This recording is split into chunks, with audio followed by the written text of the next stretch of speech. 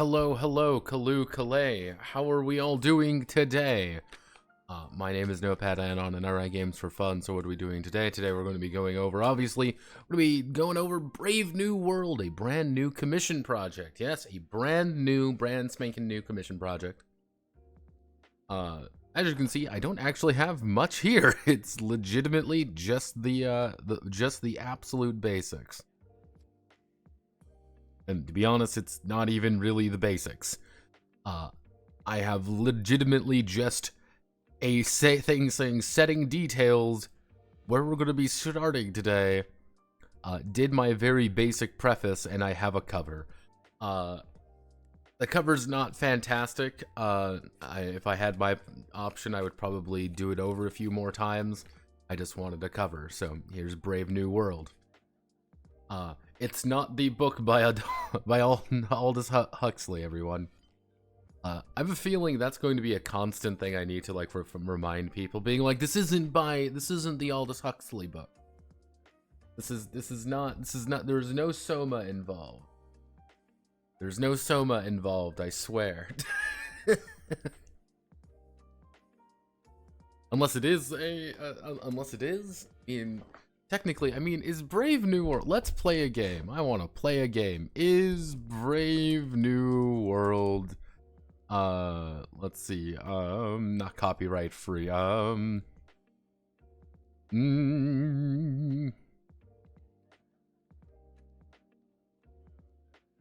Brave New World public domain? No, I do not believe.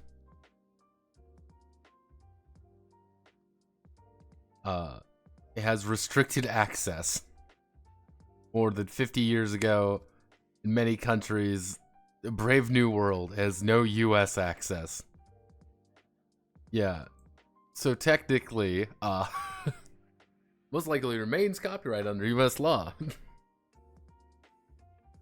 95 years after publication. So this was published in 1928. 1928 plus 97, so it would become open up in about 2025. Well, actually only 95 years later. So in theory it's open, so I should be okay doing this. It gets a little bit wonky. Yeah, 50 years past the author's death, use the life plus 70 terms. Yeah, it's great. Hello, Manly. Yes, we've got a brand new Manly, of course. Hello, Manly. Of course, we've got our brave, daring, our paratrooper pilot himself.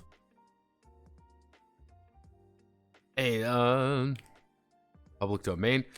Courageous Flesh Planet. Why? I don't know. It will be good. A Mean Girl. Am I looking for making a new Mean Girls movie? Why are they making a new Mean Girls movie? That doesn't need to exist.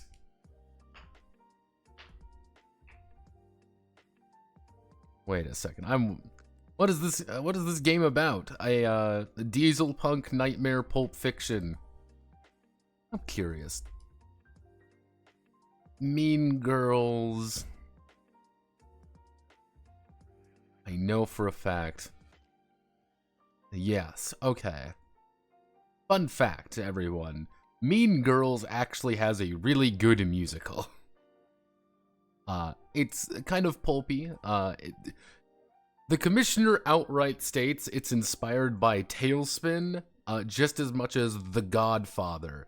So we're kind of dealing with some interesting themes here. I don't believe this is going to be a very long stream.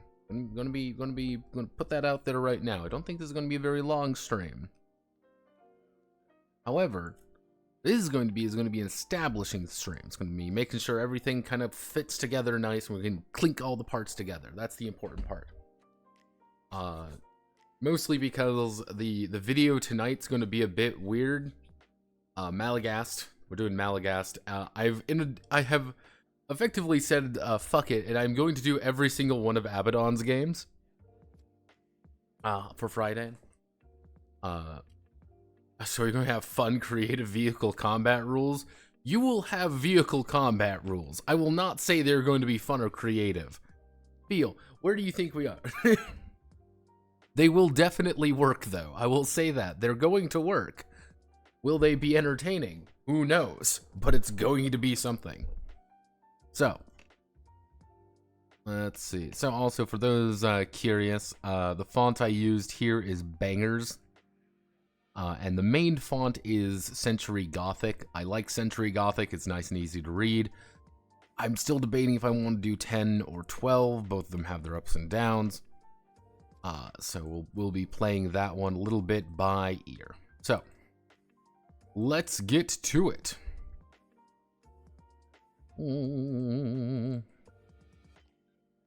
So, let's see. How do I want to word this? See, I've been struggling to start games at this point. Not necessarily like, I don't know what to do, but like just how to open them up properly. Let me see. What's, not Fear and Hunger. What game would we do? I guess we would go, yeah, let's take a look at Fear and Hunger. We all love fear. Soleus and Sominum. Let me see. Yeah, I guess we just open up exactly what it is. Brave New World. Brave New World is a tabletop role-playing game. Role-playing game where the players will take the role of daring mercenaries paid by the United States by the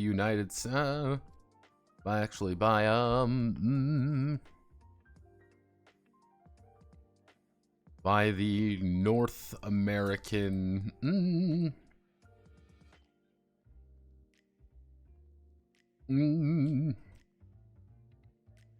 NAAFS. There's probably something very cool that I can do. The NAAF, North American Alliance of Freedom. We'll just call it by the United States of America. Let's see, our daring mercenaries paid by the United States of America to be dropped into various hotspots in South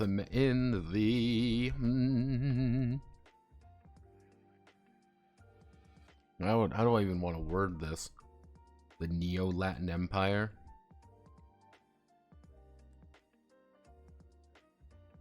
Ow. Ow. Oof.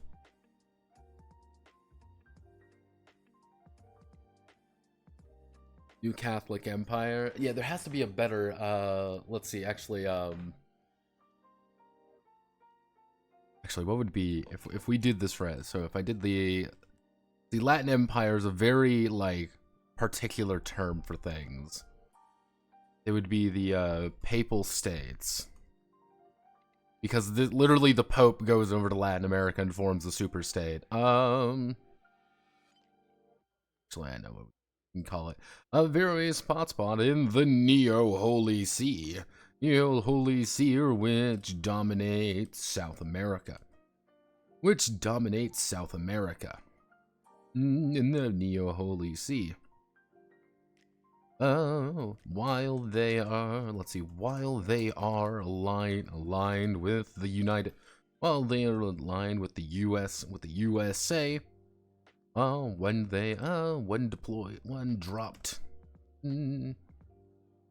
after their deployment, they'll need to rely on their wits, strengths, and guts, wits,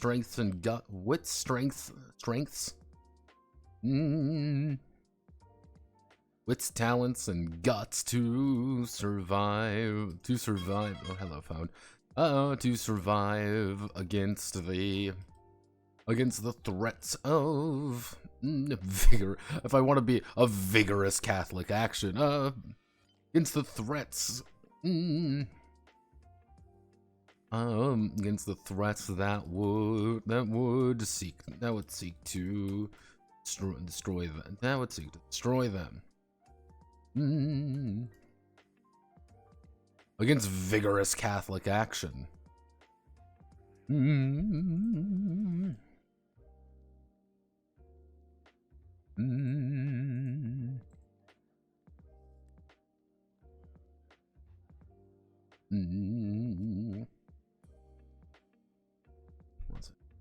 Check. Okay. Brave New World. Brave New World. Brave New World is played with only D6 with only six-sided, actually six-sided dice, henceforth referred to as D6s or simply dice. Henceforth referred to as each player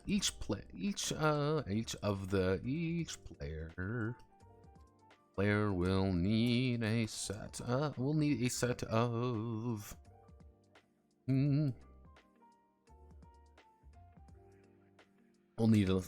at least 5 dice, but mercenary work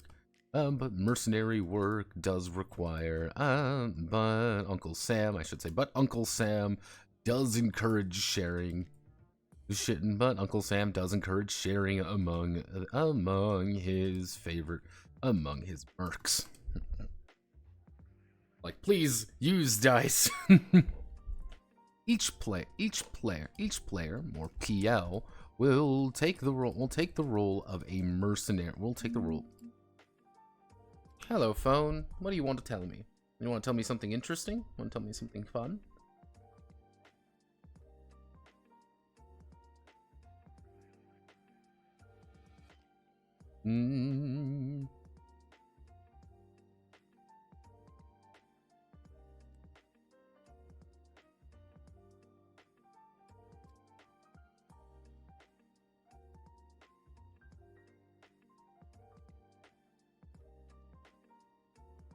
My mom is asking me about AI things, because that's what my mother does. I love my mom when she asks me just like random questions every now and again. Pulp should come back. Oh, goodness. Uh-oh, there's a lot of people talking all of a sudden. Let's see, Papal Empire, Nation of Christ. I'm noticing the old Pulp fiction trying to make resurgence with things like Strange Brigade, Lamplighters League, Broken Compass. CG movie, theatrical release, ally behind the theater, Strange World. Old Pulps or just Pulp? So Strange World came, nobody gave a fucking went. I mean, there's possibility of modern leaning Pulp as opposed to pith helmet wearing types who fly biplanes. Pulp is the whole ass genre. H.P. Lovecraft wrote Pulp magazines. Conan Barbarian. Yeah, it's... She asked, my mother is the kind of person who will ask just like random questions. She'll get fielded by people at work. It's one of the big things with like Pulp is that we do see Pulp still. Like Pulp is, it's like, you gotta think, Pulp never like went away. It's still there. There's just one issue. It's like it's let's see. Except the problem is new Pulp stuff is things like this. It's all of these like brand new like weird fantasy novels you see. Because if you've ever been to like Walmart, if you ever go to Walmart, or if you're in Europe or something, go to like a local place. Like go to like a local corner store or something, you will find these books. You will find the book section. And if you read them, you realize that absolutely none of them make any goddamn sense. They are all weird. All weird books. Or Amish romance novels.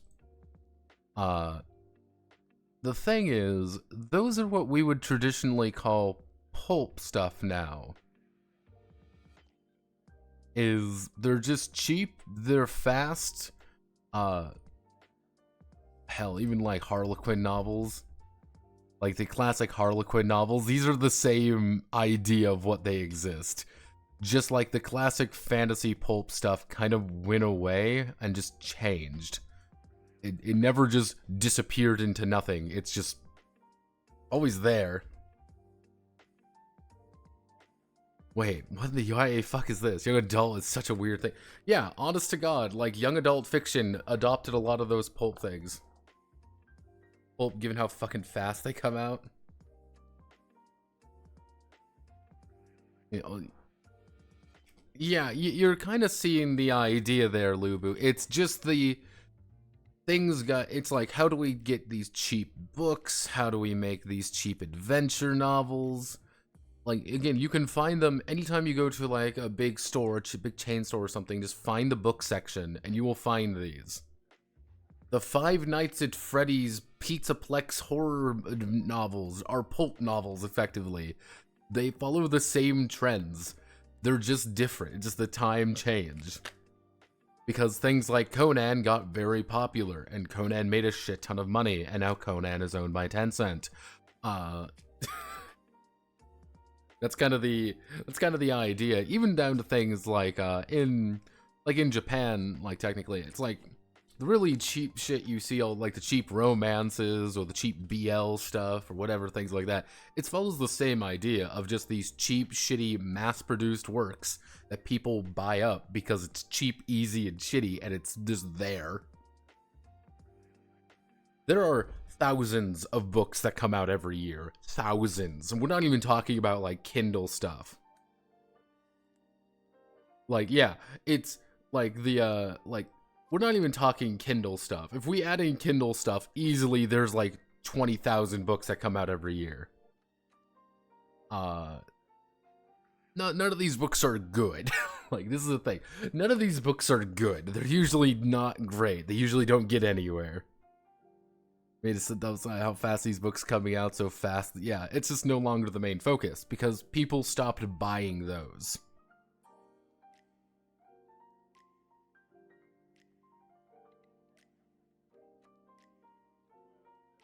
I know some of the FNAF stuff is just weird. Like, some of the FNAF books get just funky. Not like good funky, just like, what the fuck?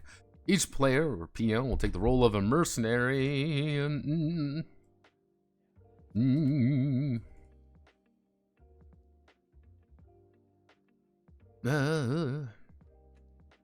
Deployed to the Neo-Holy See. To the Neo-Holy See has been deployed to South America. To South America to cause chaos, to cause chaos and disrupt the holy order, and disrupt the holy order and their mysterious benefactors. Benefactors by any means necessary. They are, however, denial. By any means.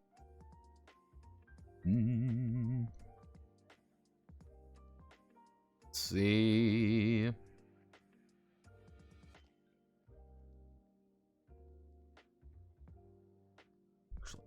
Three to five players,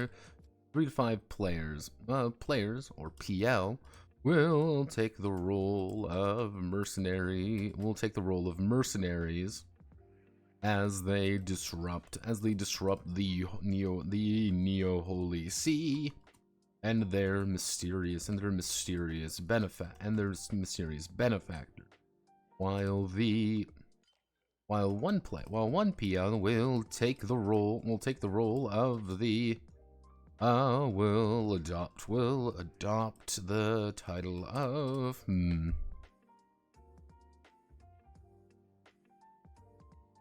What would be a good term for a GM in this game? Let's see. We're kind of mercenary. It's kind of mercenary. It's kind of like Bing Bang Ka-chow. I am the Ka-chow man. Oh, actually, okay. Oh, actually, we'll adopt the title of narrator. Commander. Actually, no. No, not. What am I thinking of?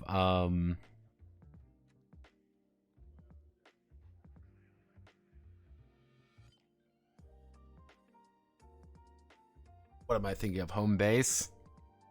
Home officer, commander, dispatcher. There we go, yeah, dispatcher.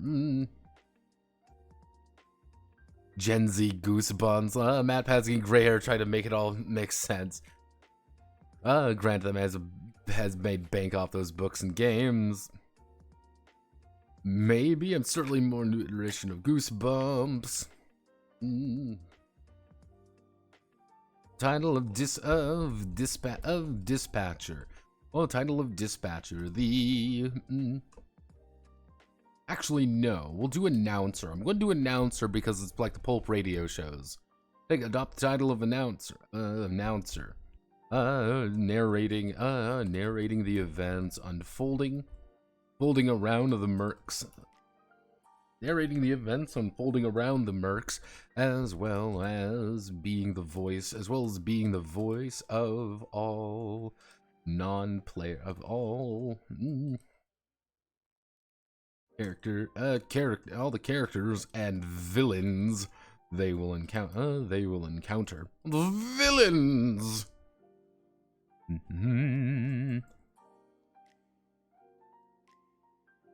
So, now this is where things get easy. Whenever a mercenary attempts an action with a chance of failure, they will make a check. The mercenary will take up a number of d6s equal to their attribute and skill. Rolling them all together. Any die that comes up. Let's see. Any die that comes up as even is a success. Any odd die, comes up as even 2, 4, 6 is considered a success. While any die that comes up as odd 1, 3, 5 is a failure. If the merc manages to score enough successes to bypass the target number TN of the check, they have bypassed the result. They have cleared the challenge. They've cleared the challenge and are able to continue unhindered. Yeah, they've cleared the challenge. Not rolling enough successes. We'll have them fail or barrel or scrape by with a Pyrrhic victory, or scrape by with a Pyrrhic victory. So it's kind of like, hey, you may not succeed, but it's like, hey, something bad has happened. Like you're not having a good time here. Something bad has occurred, and now you must deal with it. What we can do is we're going to make a table. We're going to do 1, 2, 3, 4, 5, 6. This, we're going to do this. We're going to do a type in target number. Actually, we're going to do difficulty.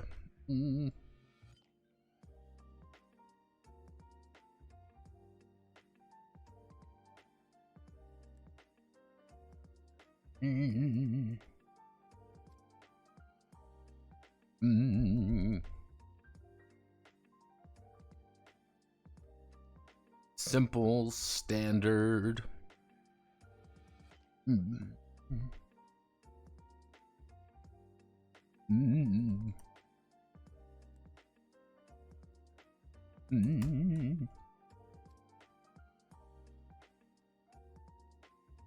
Target number 1, 2, 3, 4, 5, 6. 6 successes is kind of like, this is impossible. Oh no. It'll be a wild difficulty. So we can do.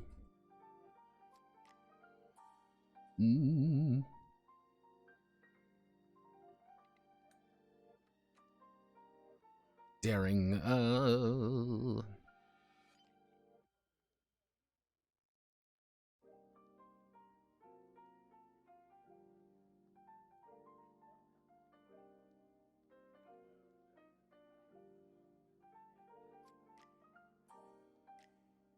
Mm.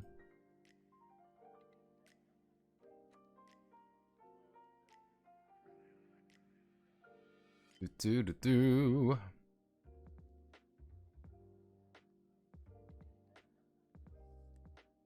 Do do do do do. Have no fear. It's called making things look correct.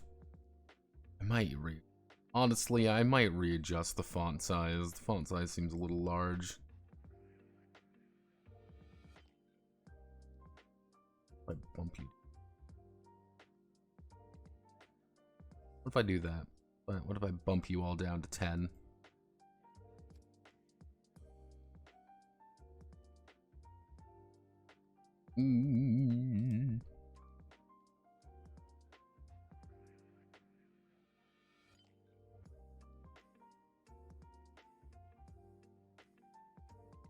Oh, ha ha ha.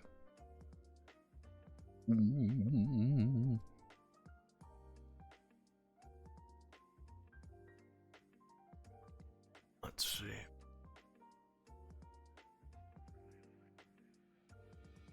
Me though, pulp stuff in the Rocketeer, the like dark and gritty moments of the base, much more optimistic, bright-eyed than most of the modern stuff. I mean, a lot of people see Supreme has been retconned. To a lot of people, has been retconned into a joke, though I agree. Yeah, a more optimistic viewpoint of old pulp. Pulp, uncomplicated, easy to follow, even it's like horror, sci-fi. The main plot isn't lost to details you could totally deep dive into. Like, yeah, I'm gonna have to do some writing when it comes to it. I think like the big thing that I want the lore to reflect is like the big thing what I'm gonna have to do with some of the lore writing is kind of this idea right here is that it's, hey, you are entering into the past. This is the 1930s, except things have gone catastrophically wrong because of this time traveler. And things are a little bit, I wouldn't say brighter, a little bit happier, but it's clearly like not as terribly awful as, you know, some situations. There's going to be moments I'm just going to have to like gracefully ignore some aspects because well, we can't really talk about that now, can we?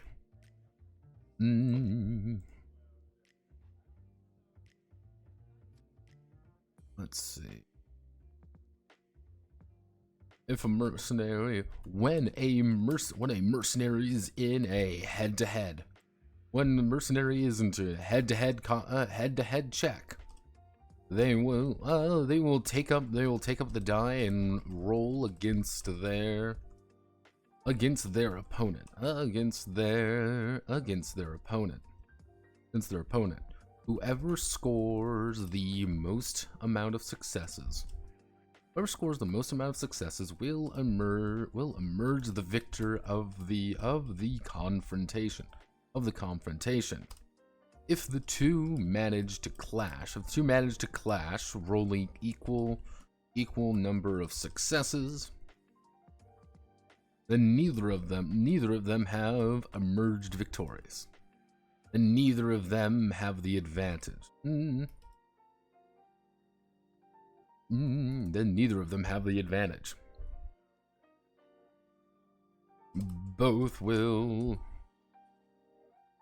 of them will make a second check. We'll make a second check with a penalty. With a penalty of -1d. Make a second check with a penalty of -1d. And continuing until one side runs out of dice, or one scores the most amount of successes. And scores more successes. Kind of the idea with the opposed checks is that it's like, okay, we're at this. We've rolled all our dice. I've got 4 successes. You've got 4 successes. Bang, we clash. We're gonna roll again. Except now instead of rolling, let's say 4d6, we're now rolling 3d6. Or it's 4 versus 5. I'm rolling 3d6. You're using 4d6. We roll again. Hey, we've got the same number of successes again. I'm rolling 2d6. You're rolling 3d6. Just kind of that, like, we're constantly going back and forth, kind of not necessarily wearing each other down, but just like bang, bang, bang, bang, bang. Until it's like, yeah, there's one success someone's going to get because you don't have any more die. If there is a moment when a mercenary has no die to roll from injury or penalties, they will. Let's see. Moment when the mercenary has no die to roll from injury or penalties, they will automatically fail any check they are forced to make. Yep, there we go.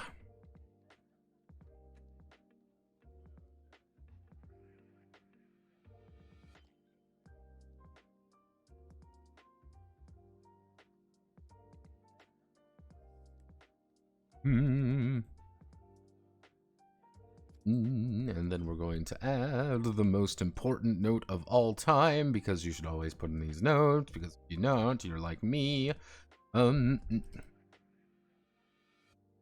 If the number is ever a fraction, it should always be rounded up. If the number is ever a fraction, it should always be rounded up. So 5.5 is 6, 2.25 is 3, and so on. And so on. Everything should feel larger and more dramatic. I'm doing this note here because I always find these to be fairly important. No, yeah, just if the number is ever a fraction. Okay, so this is going to lead us directly into heading 2.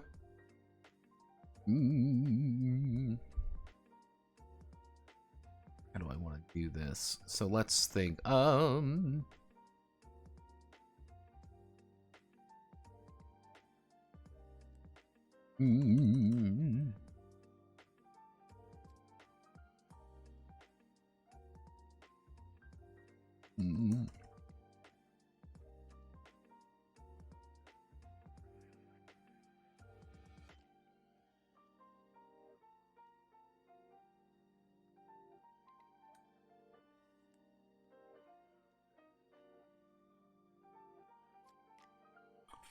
Because my teacher is an ass and can't communicate like a normal well, course of the blight because it's fucking irrelevant to my career. It's kind of a course class. Can't remember the exact word.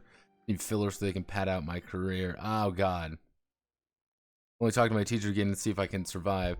I mean, the thing is, if it's getting to the point where it's like they clearly aren't telling you something, you can probably go above them at that point and be like, hey, they just haven't told me.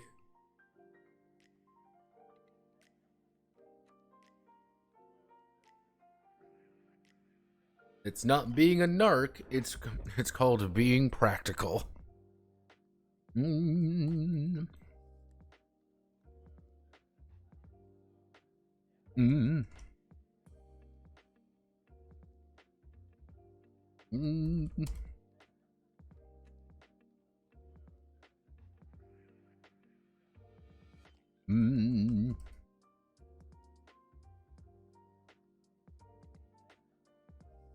Don't really know how to word this yet. During any check, the announcer or mercenary may declare it a critical role. No.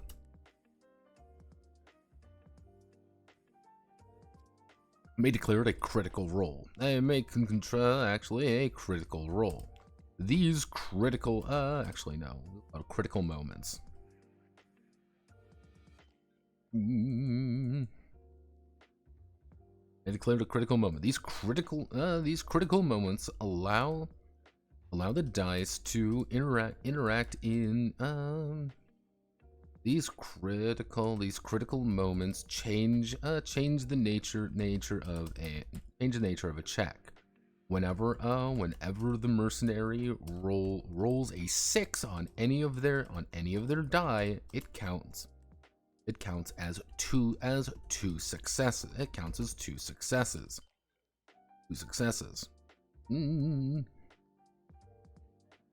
Whenever on the other, however, if the mercenary rolls a 1 on any of their die, it counts as -1 successes. This can lead to a mercenary being able critical moments allow a mercenary to succeed at a check which would normally be impossible for them, as they can increase the number of successes they can naturally achieve. This can also lead to catastrophic failures. Should they roll negative successes. Negative successes as they completely botch the operation, botch the check, and lead to problems for everyone.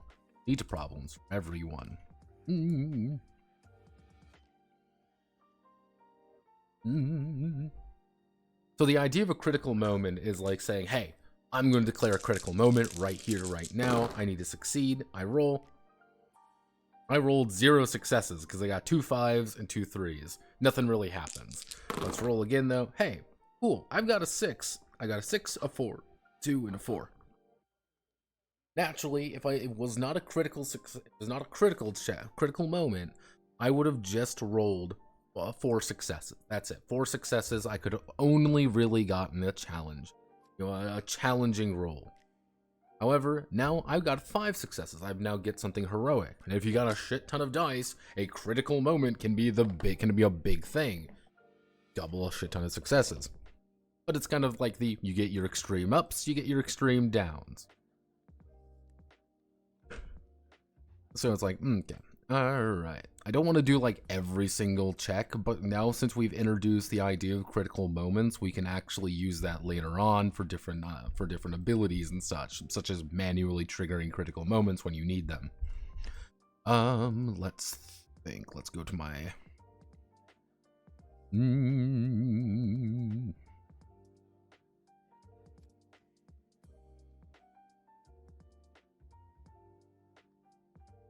let's see, what do I even want to... Actually, I should say, I should put in,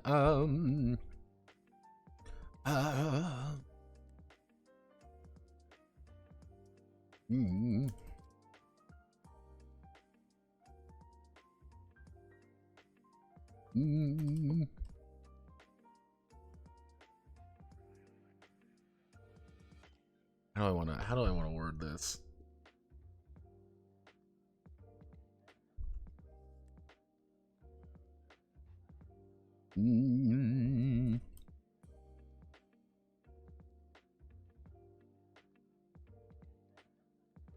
I don't know how to word this. I'm just gonna call for right now. I'll come up with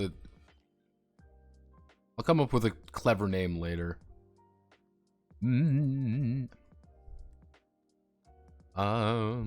During their adventure, the mercenaries may find themselves in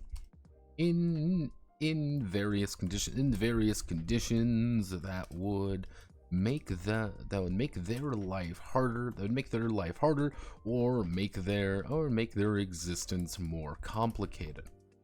Would make their life harder or make it far easier.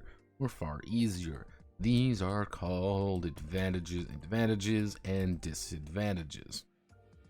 These are called advantages and disadvantages. Whenever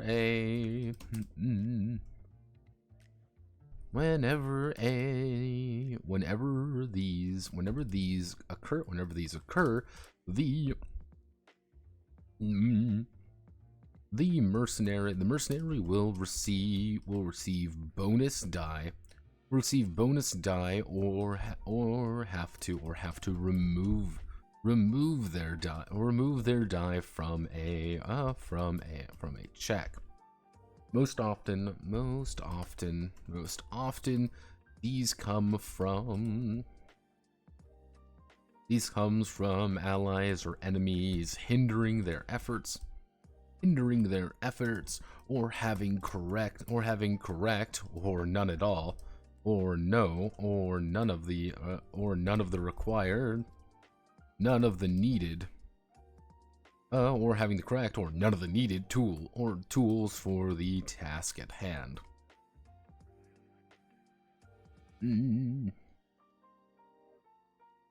Each advantage and disadvantage knock one another out.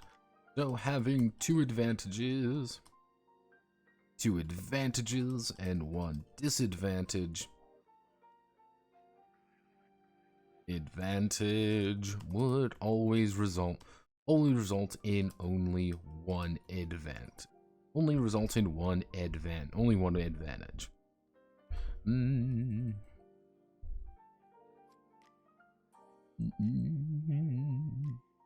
Pretty easy.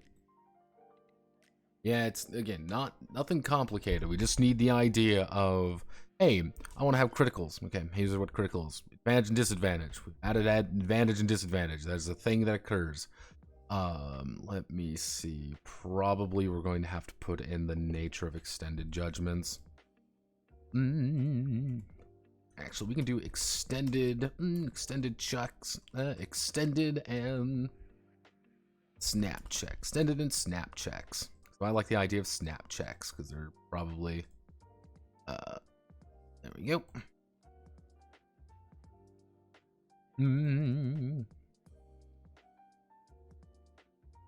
Mercs are never entirely with whenever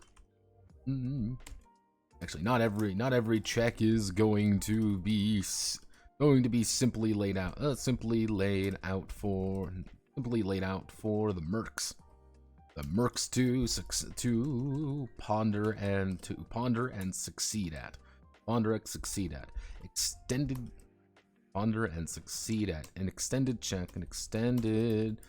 check is one that will take a certain amount of time and focus away from the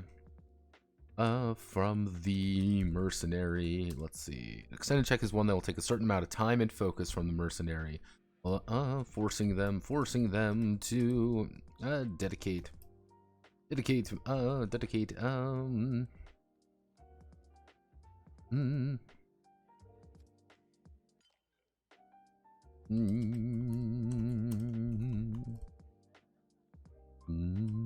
whenever a mercenary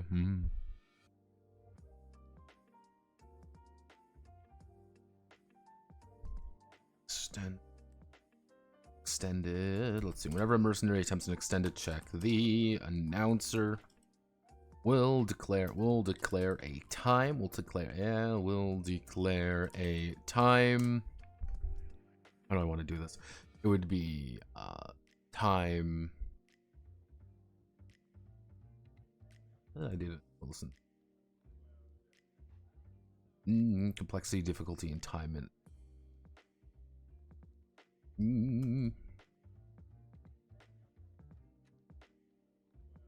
Actually, their complexity, difficulty, and interval. The complexity of the check determines how large the target number we should know. We'll do difficulty. We'll start with difficulty, then complexity, because we've already established that that's good. We want to keep the nomenclature. We want to keep the wording consistent. So the difficulty of the check determines how large the target number is, how long the target number is, and how many successes are needed to complete the extended check. The extended check. The complexity.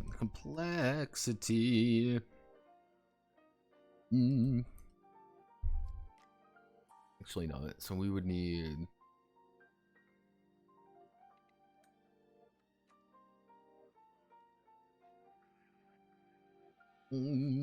Actually, no. Actually, the complexity is the required number of successes. The required number of successes needed every attempt, or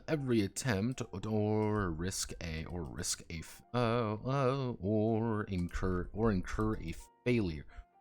a failure, If the complexity, if three failures are scored, then actually, if the mercenary incurs three failures, they will botch the entire project and need to start again.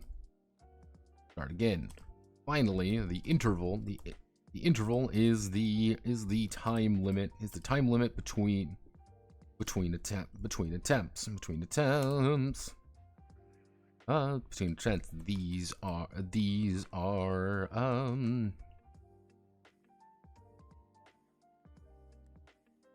this would be second. These actually would be rounds, minutes, hours, days, and week. These are rounds, minutes, hours, days, and weeks. Each interval allows the mercenary to attempt the check to whittle away at the difficulty. For example, if a mercenary wants to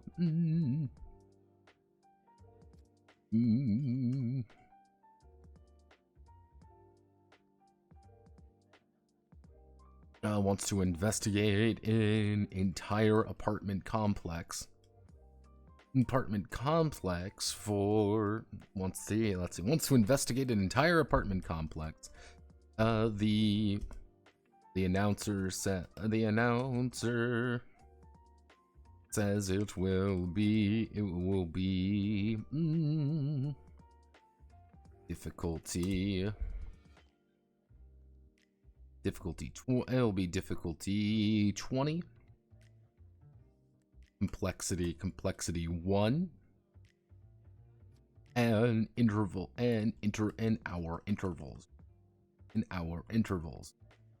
Whether it takes 20, whether it takes 3 hours, whether it takes 3 or 10 hours, up to the prospective gumshoe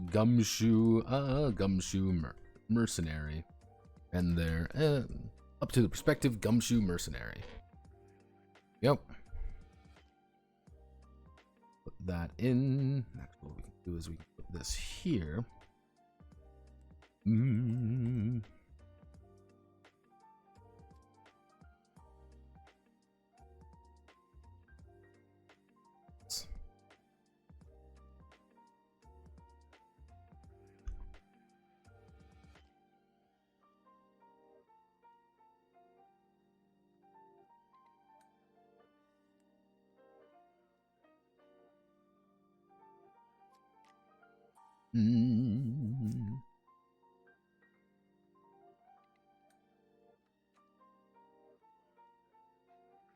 We'll do it times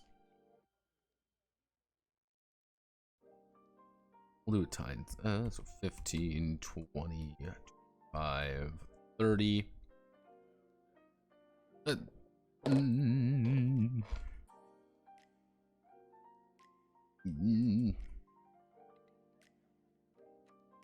mm,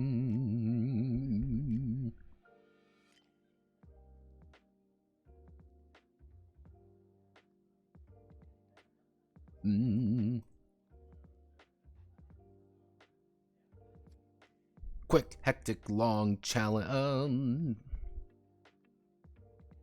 What would be like a good place between long and as in like time consuming? Yeah, this is just a fucking marathon.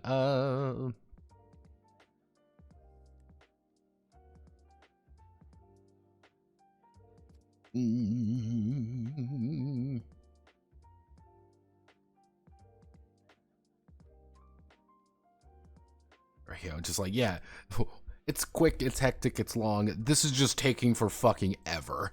Like, this is a 30 check. You need 30 successes. That's a lot of successes. But it may be saying, hey, that's a lot of successes. But hey, you need to try to get that. Use your friends, use your abilities, use things to get through that. What are we doing today? We're working on the basics of Brave New World. The next commission project. Which does bring me to a snap check. A snap check is a unique check for is a unique check. When the mercenary is caught off guard. Oh, actually, how do I? No, it wouldn't be. Extended and we'll do not snap. It would be passive check. That's what I want them to be. Let's see. Passive checks. Passive checks on the other hand. Passive checks are unique.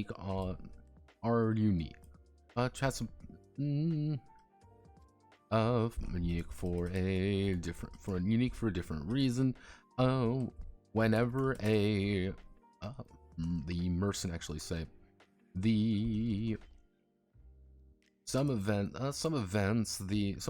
will have to rely on a passive score from the mercenary or their opposition. This is combined from all of their skills, this is totaled from their attribute and skill they would normally use to oppose the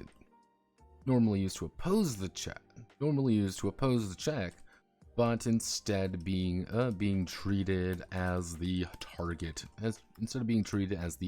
number to be resisted.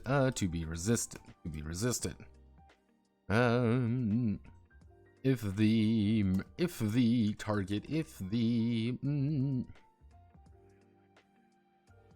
the actor is relaxed, this is only half its normal value. But if the actor is vigilant or alerted, then it's the full value. For example, a mercenary is sneaking through a secure compound. The guard's passive check is naturally 6. Let's see. Guard's passive check is naturally 6, but since they aren't alerted or concerned, they only have 3. Our mercenary needs to only beat a TN of 3 successfully bypass the guard unhindered. actually, no, what we can do, it would just be, this is total from, if the actor is, actually, if the actor is relaxed, attribute, but the actor is vigilant, they will use its full value. Free to successfully bypass the guard unhindered. So if you would have normally like 4 and 6, that'd be your passive check. It's like, yeah, you're passively trying to find it. You need to beat a big number or whatever. That doesn't work. Oh no. No, that doesn't work. What am I doing? That doesn't work at all.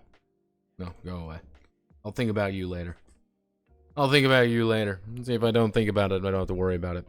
So let's see. We've got critical moments. We've got, I'm going to rename advantage, disadvantage. There has to be a better word for it. I have no idea what it is. And then we have extended checks. Extended checks are pretty simple. Just do an extended check. That's about as much as I can really hope for. Let me think. Is there anything else major that we need to worry about? Like, just like, this is just the core, absolute core basic system. We are just making, this is just the basics of the system.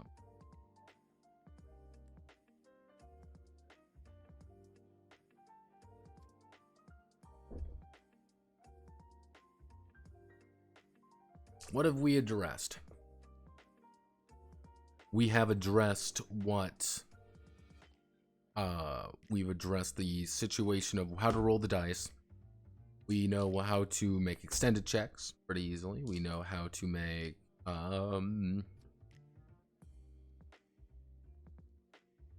we know how to add advantages. We know how to make critical results.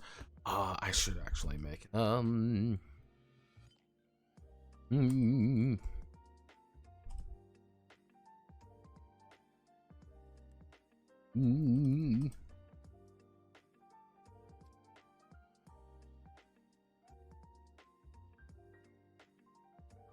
nothing but luck. Normally the mercenaries will rely on attributes and skills to bypass situations and succeed. If the announcer ever need on luck for a check, however, never needs to rely on entirely on luck for a check. However, they will roll a d6. No, I don't really need that. Why would I need that? This is an irrelevant thing. This is just a random irrelevant thing I just want to add for the sake of adding something to this section. Okay. There is nothing I need here. That is one thing I know. There is nothing I need in this current state of affairs.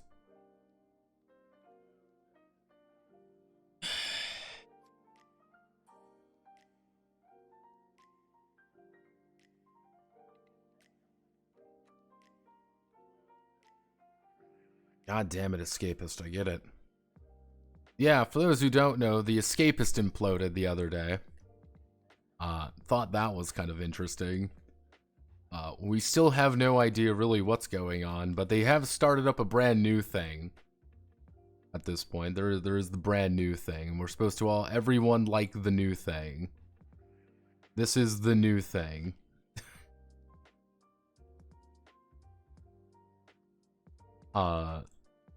This is Second Wind. This is their new channel, I guess you would call it. Yeah, go to, yeah, you kind of see here, this is, well, I'm going to have to fix some things, but, we're going to keep this, we're going to keep going, it's great. Yes, a bunch of people quit. The main reason people quit was because Nick Caldera, whatever the fucking name is, he got canned by the Gamers Group, Gamers being their parent company, for underperforming. Now, this could mean a lot of things. How do you feel about the new Mass Effect trailer? I have not seen it. I've not seen it at all, actually. I've not really seen anything on it. So I'll have to look at that. But yes, Escapist is dead. It was found out that Yahtzee does not actually own Zero Punctuation, the literal only thing keeping them afloat, the Escapist afloat for the past multiple years. And there was a resounding, wow, how could we have predicted this? And I have no idea what the current plan is for this company. I guess it's a company, because that's what we can assume, and they're charging money for it. They make $2,466 a month at this point. Yeah, which I don't really know what even the full, like, gimmick is going to be. I'm going to make a wild bet. This is the thing. I'm going to make a bet that this is in fact going to be a similar content, and I have no idea if it will survive. I genuinely don't.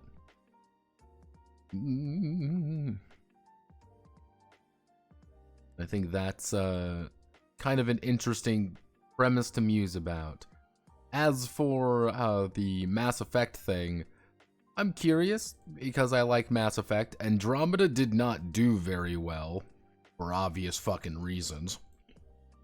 But if they do decide to revamp everything, I think it'll be good. Especially the first game, because the first game was rough, and I don't... Anyone who says, oh, the first game was fine. No, it wasn't. There were a lot of issues with the first game. Okay. Now we get to do a very unfun part of this entire thing. We've got the most basic concept of the system down. What I need to do right this second is we're just going to sit down and we are going to write out exactly how we want to do this. Manly's fucking dead.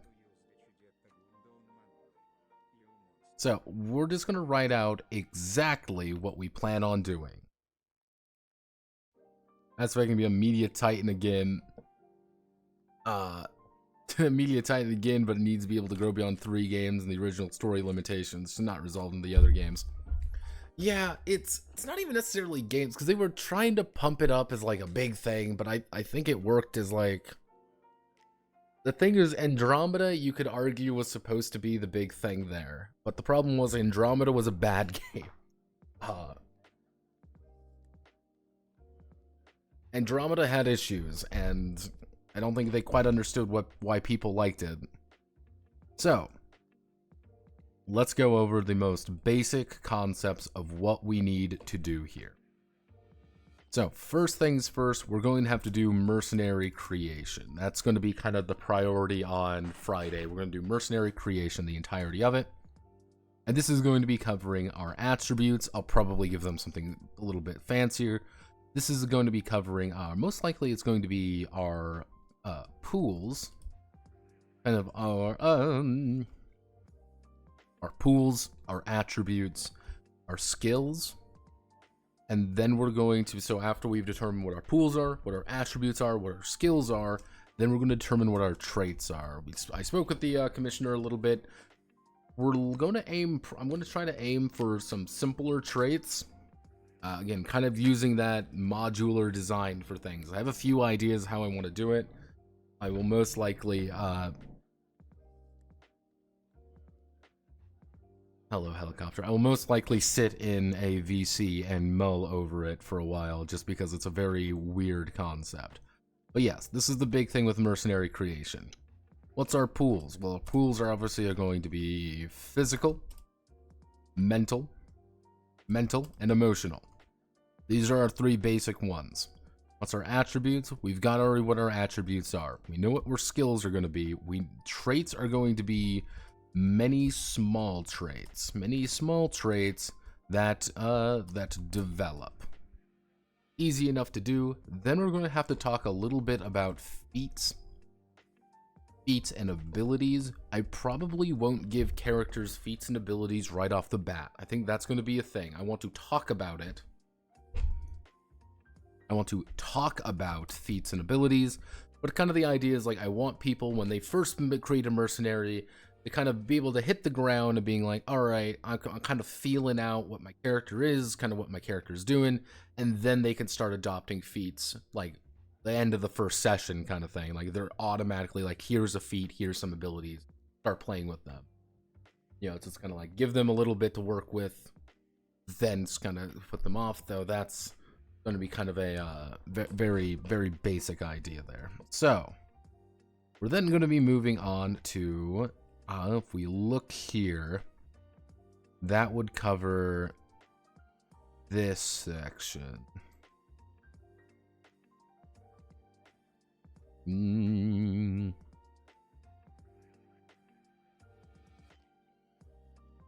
So we've covered this section. So what we would need to do is, obviously, we need to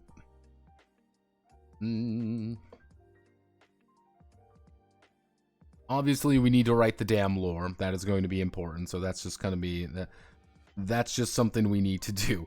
See, if I just ignore it, I don't have to think about it, right? If it's just over there.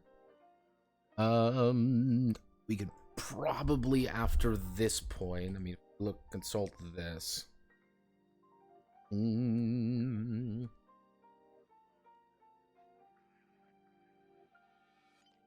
This is all just set up. I'm just trying to make things look as right as possible.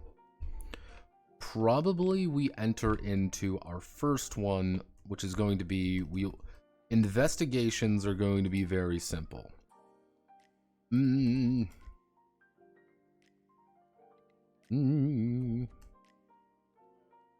This is our first pillar. This is the first thing we're going to be learning about, and investigations are going to be one of the main things. If there's going to be free little roleplay times, and of course like that, and that's always there, but you're always going to be in like an investigation. You're always doing something a little bit more objective. It's like explaining what's going on. Investigations is kind of the first groundwork. This is what we're doing. We learn about what investigations are and how they work. Then we're going to immediately go into combat, I feel. Now, combat's going to be a little bit actually, no, we would want to go into...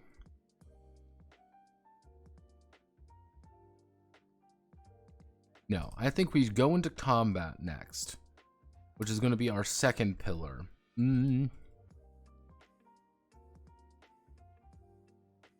Which we're going to have to do kind of like the basics of combat.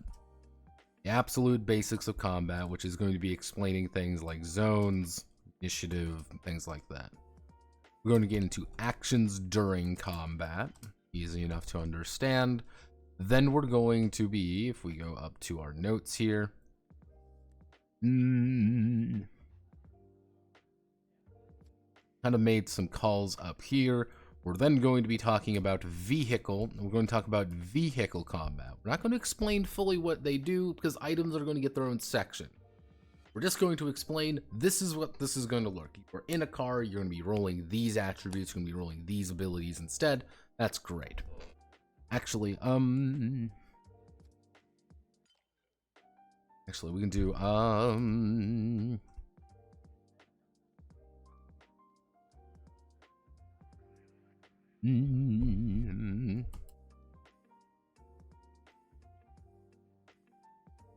the basics of the cohesion system. Describe the basics of spending cohesion. Describe acquiring cohesion.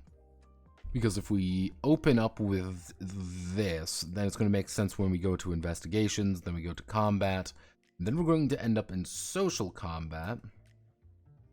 Social combat, which is going to be the third pillar of debate, which is the basics idea is we're going to do the basics of social foo, which is going to be also zones, initiative, and things like that. And it is, as we've determined there, we're going to do actions during this combat.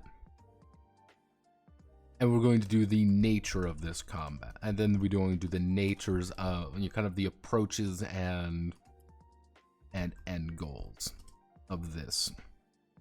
Pretty much how I envision social combat is similar to regular combat. You're moving around a zone, you're doing things.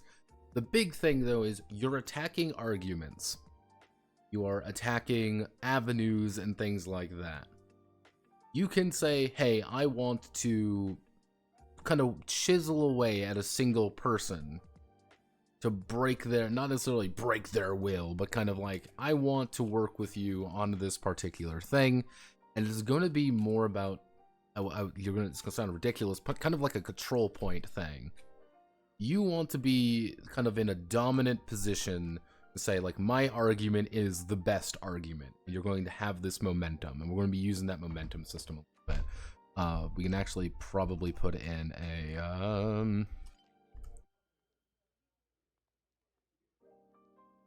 kind of the idea is, if you are in an advantageous position, you're going to be good. Where in combat, you're going to be able to be using momentum to get advantages to go first. You're going to be able to move a lot more using it. It's pretty much your ability to do more shit. Social combat, that's your victory condition, effectively. You have control the board, you control everyone's emotions, you're doing good, you have won. People are now going to listen to you. They're going to say, okay, I capitulate, you clearly are in the right here. On the other hand, you can have multiple people trying to interact with you. They're trying to resist you a little bit. It's kind of a back and way. You can have different ways of doing that, and everyone's going to try to find their desired end goal. That's kind of the basic concepts here. Then we're going to move directly into equipment, which we're going to do physical equipment.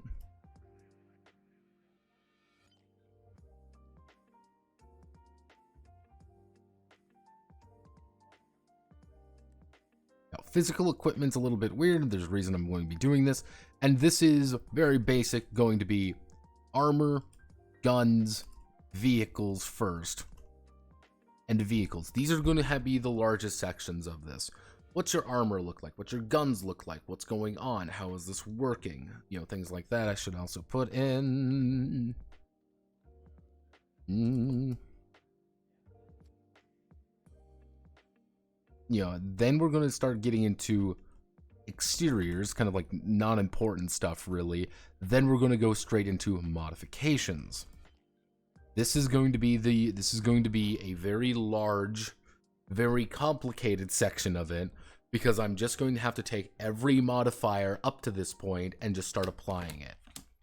What can every single piece of equipment, what can every armor, what can every gun, what can every piece of armor, what can we do to modify things?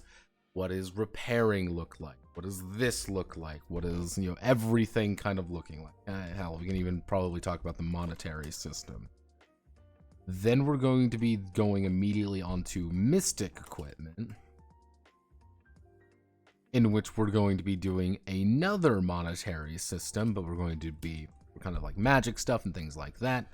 We're going to be talking about spell books. Then we're going to do spell modifiers, which are going to be the glyphs, and gestures. I don't really intend... I'm going to call it mystic equipment, but it's really just going to be magic. Like, that's kind of the idea. It's just going to be a magic system. It's magic. Don't you believe in magic? Sort of level progression in mind. Sincerely, it seems kind of fun working through a focused manner, given you have many times hitting your head over the desk. It is a skill-based game, I guess. There are skills, if that makes sense. Let's see. Goodness, I'm clicking on the wrong buttons. The existence of social combat implies the existence of social armor and social weapons. Effectively, Draco, you are unironically in the right,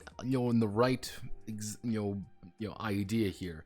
Most likely, what I'll be ending up doing is using a system I developed in Bloodcoin and Steel and expanding that out about tenfold.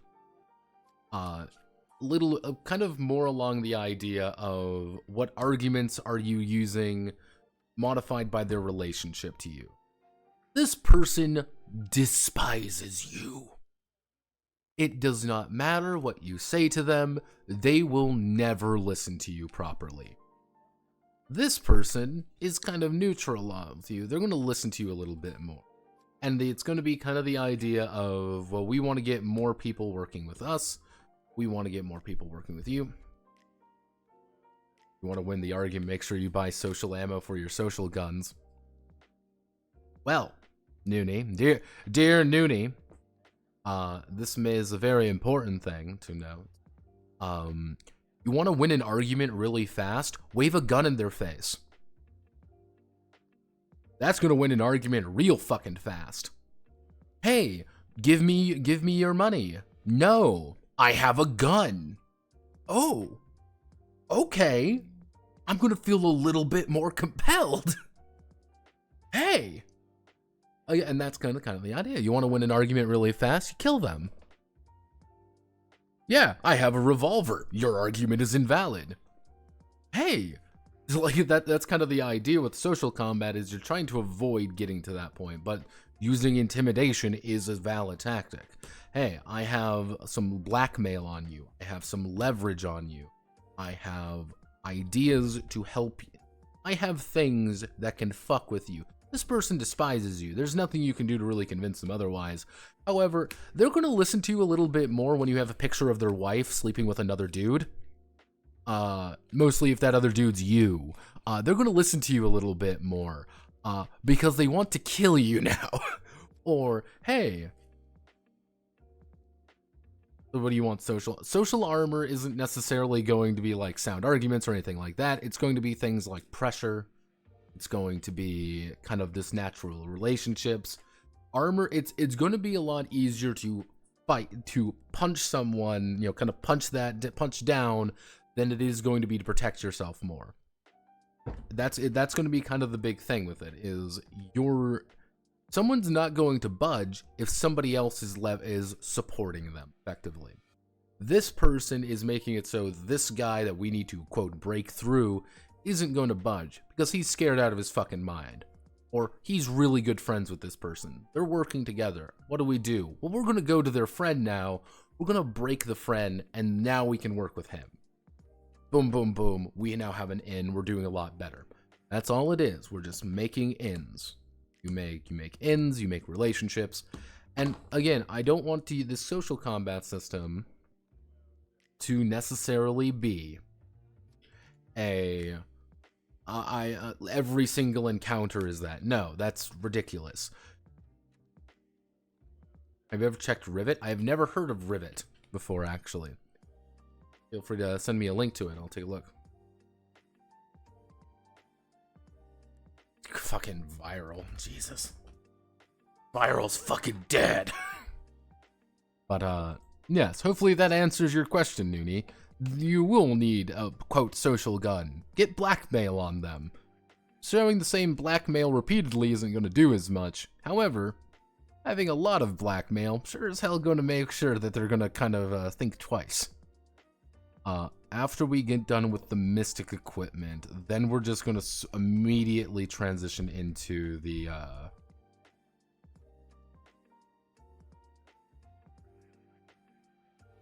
we are going to immediately go into advancement, which we're going to talk about feats, abilities, improvements, and then we're going to do the very end, which is going to be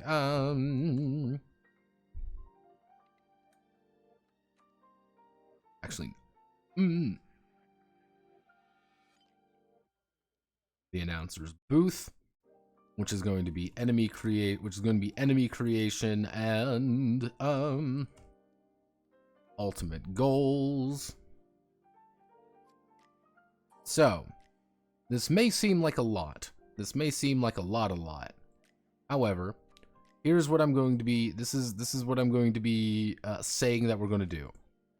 We work Friday on these two things, which I'm pretty confident we can get on Friday, finish this up entirely.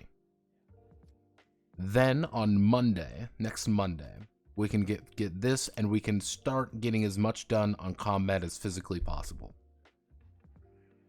Next week, depending on how far we get with combat, we can probably start immediately on social combat, because the ideas are going to be fairly similar, which is then going to lead into probably Friday to be just next week is going to be us sitting around and doing a shit ton of equipment. Which, if we just sit down and just do everything at once, we should be good. And then we just finish everything off at the end. The goal is attempt to wrap this up in 2 weeks. That's my current goal. Let's see, 1, 2, 3, 4, 5, 6, 7. At most, I'm aiming for 2 weeks.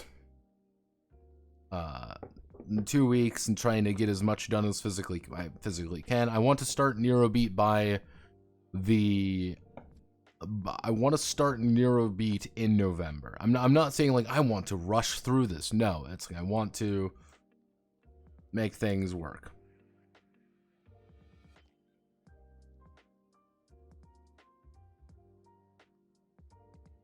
Viral made a lot of TRPGs back in the day. A lot of TG games. Ton of them, in fact. We've gone over quite a few of them on the channel. Usually the thing that he was an old TG guy. God. That was 2010. Jesus. Never even heard this one. Never even heard of this one before. This is an early one, too. 2010, Jesus. Yep, he's the guy who did like the Gummy Bears RPG and stuff. Like you probably know him from Engine Heart though. Engine Heart is his baby and also the last game he did. Supposedly.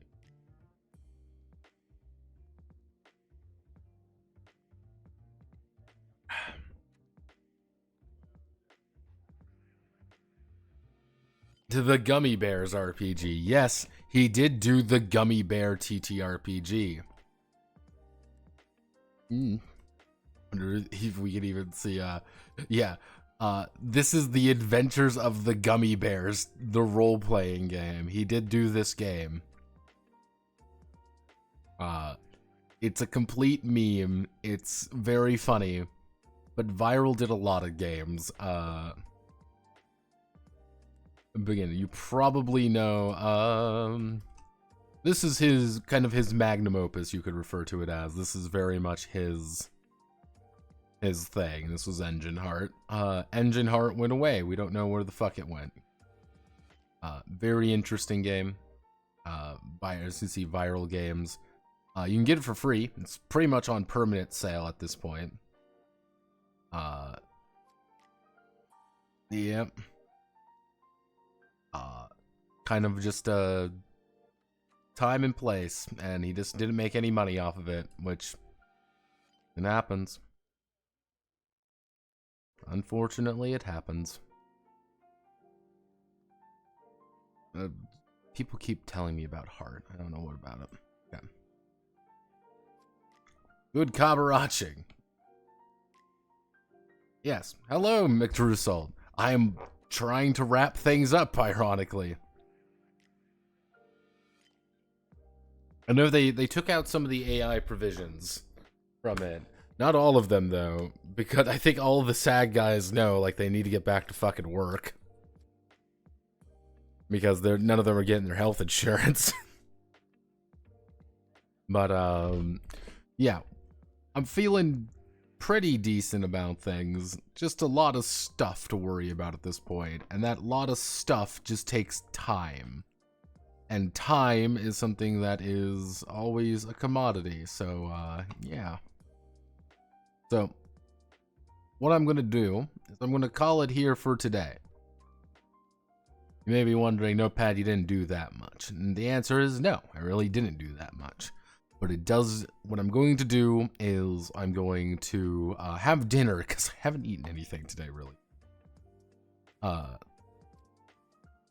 It wasn't really the suits decided to surrender. It was more everyone wasn't making any money and people were getting desperate. It was a deal. Let's just say that. I remember hearing that. It was very much a deal reached.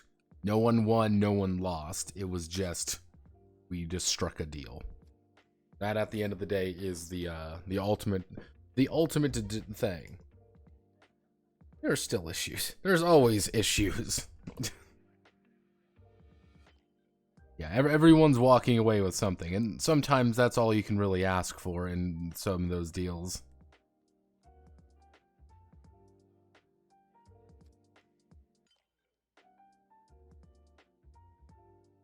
Oh, jeez. Why are people sending me?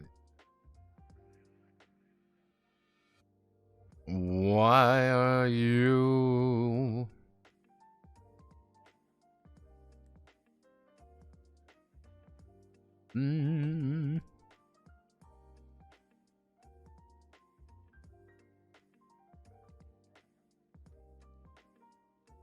Oh, goodness. I think Cole. Let's see. Oh yeah. For what's going on this Friday's video is going to be the Abaddon wrap-up stream where I just cover every single game released by Abaddon, and the video will most likely be under 4 minutes because I'm going to be very quick and I'm going to be very dirty about how I talk about them because I've explained my opinion on them many times before. So I'm just going to say my piece and be done with it. And if anyone ever asks me, hey, what's your opinion on Lancer? I'm just going to send them that video. Doesn't matter the context, I'm just going to send them that video. So, thank you. Thank you all for watching. We will be back on Monday. Not Monday, we'll be back on Friday. So thank you. Godspeed, good luck, and I will see you all on the flip side. If you need me for anything, you know where to find me.